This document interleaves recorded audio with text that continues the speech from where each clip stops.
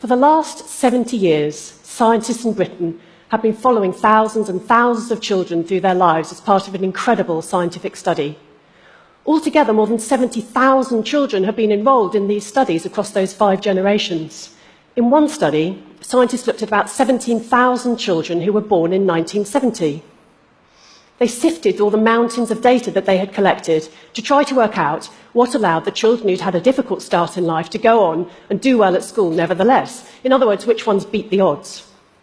The data showed that what mattered more than anything else was parents.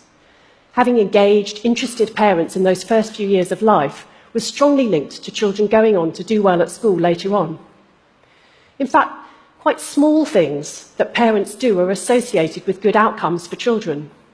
Talking and listening to a child, responding to them warmly, teaching them their letters and numbers, taking them on trips and visits. Reading to children every day seems to be really important too. So in one study, children whose parents were reading to them daily when they were 5 and then showing an interest in their education at the age of 10 were significantly less likely to be in poverty at the age of 30 than those whose parents weren't doing those things. This is one study I particularly love. In this one, they looked at the bedtime routines of about 10,000 children born at the turn of the millennium. Were the children going to bed at regular times, or did they go to bed at different times during the week?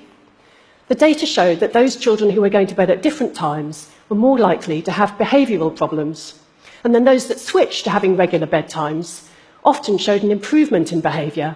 And that was really crucial because it suggested it was the bedtime routines that were really helping things get better for those kids. It seems that parents and what they do are really, really important, especially in the first few years of life. Parents really matter.